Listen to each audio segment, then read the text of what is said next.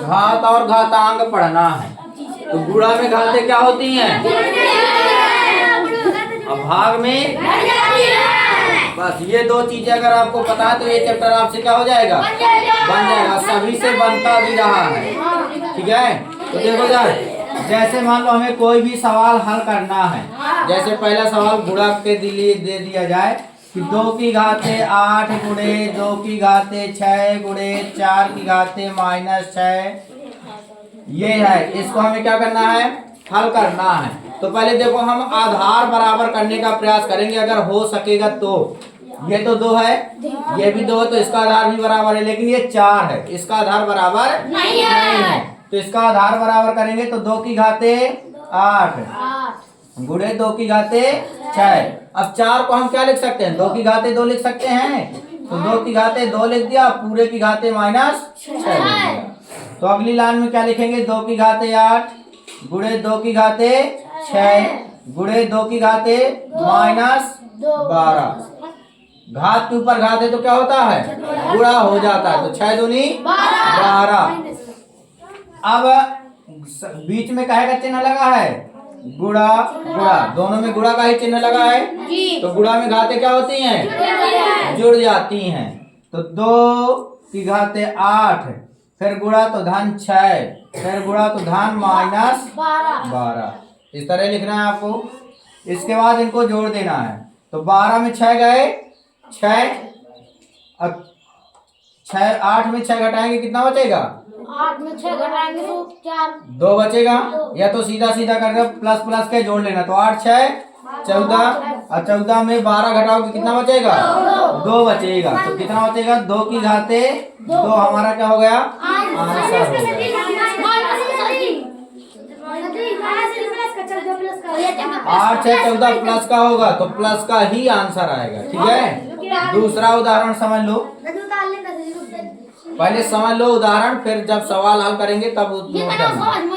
अब जैसे देखो 3 की घाते 4 गुणे 3 की घाते 8 गुणे 3 की घाते 5 भागे 3 की घाते 6, ठीक। अब हमें एक ही लाइन में पूरा लिख देना। इसमें देखो सबके आधार बराबर है, इसमें आधार बराबर नहीं था, इसका था आधार ये 2 ये 2 ये 4, लेकिन इसमें सभी के आधार क्या है? बराबर है। जब सभी के आधार बराबर है तो गुणा में घातें क्या होती हैं? जुड़ जाती हैं। भाग में घातें घट जाती हैं। तो 3 की घाते 4, फिर गुणा है तो +8, फिर से गुणा है तो +5, फिर काहे का चिन्ह है? भाग का। तो भाग की जगह काहे का करना है? -6, ठीक है। प्लस प्लस के जोड़ देना है, माइनस का क्या करना है? घटा देना। तो 3 की घाते 8 4 12, 12 5 17, 17 में 6 घटाना है। 17 में 6 कितना बचेगा? 11 बचेगा। ये हमारा क्या हो गया? आंसर हो गया, ठीक है। तो कुछ फार्मूले हैं उनको लिख लेते हैं। भाग है तो माइनस, तो घटा दिया। देखो इधर फार्मूले आप लोग लिख लेना, तो बाद में नोट करना। a की घाते m गुणे b की घाते m। अब देखो पहला जो फार्मूला है इसमें दोनों के आधार अलग अलग है ना, लेकिन घात क्या है? बराबर है। जब घात बराबर हो आधार अलग अलग हो तो आधारों का क्या करते हैं? गुणा कर देते हैं और घात एक ही रखेंगे, चाहे जो मान लो, ठीक। अब मान लो आधार बराबर है और घात बराबर नहीं है, ठीक है। तो गुणा में घातें क्या होती हैं? जुड़ जाती हैं। तो a की घाते m प्लस n। इसी तरह भाग में होता है। तो मान लो जैसे आधार बराबर हैं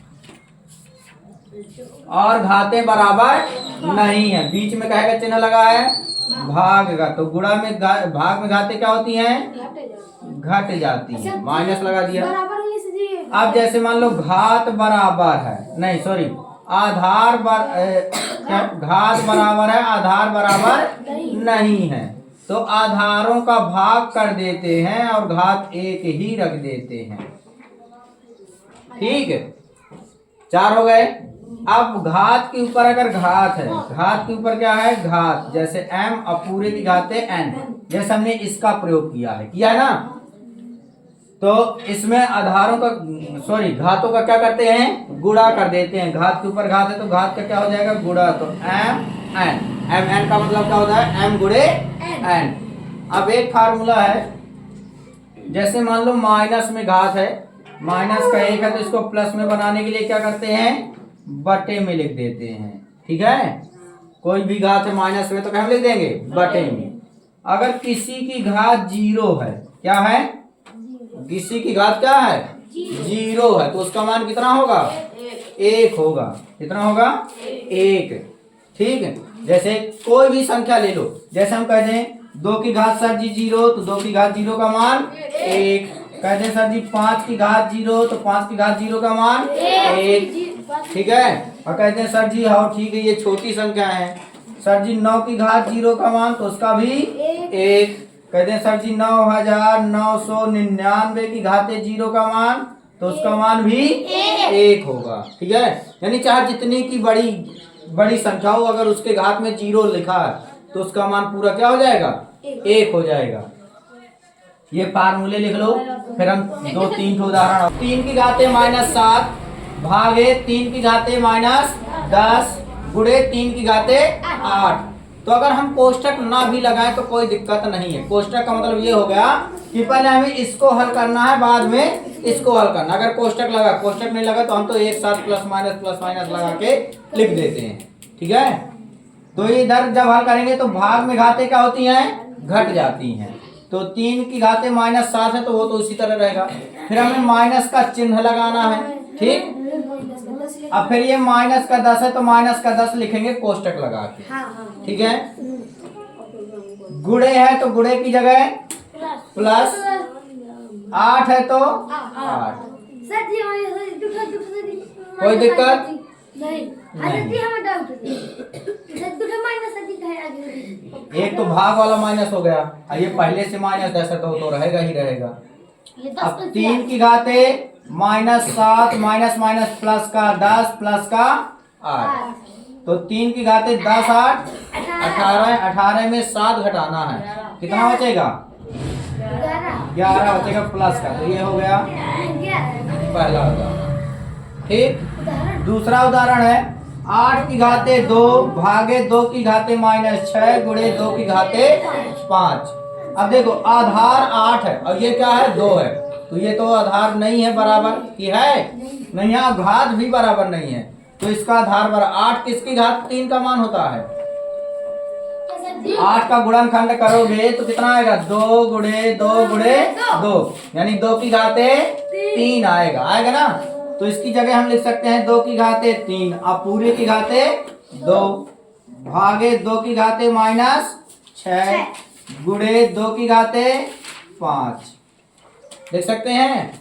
अब 2 की घाते कितना हो गया 2 तिया 6, भाग है तो भाग की जगह माइनस, फिर माइनस का 6 प्लस 5।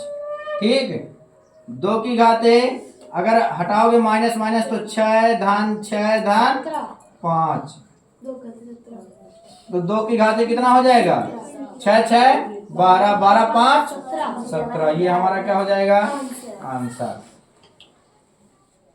अब अगला जो एग्जाम्पल है वो 3 की घाते 0 गुणे 3 की घाते 1 गुणे 3 की घाते 2, यानी सब गुणे में है।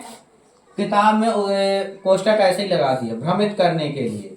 जब सब में गुणा है तो कोई मतलब नहीं, जब छोटी घात है 0 भी दिया तो उसका मतलब है हमें मान ज्ञात करना है, घात में नहीं लिखना, घात हटाना है। तो 3 की घाते 0 का मान कितना होता है 1, 3 एक काम 3, 3 की घाते 2 का मान 9, 9 तिया 27 एक काम 27। अब ये अंतिम 3 की घाते 3 धन 4 की घाते 6 धन 8 की घाते 2 घाते 0।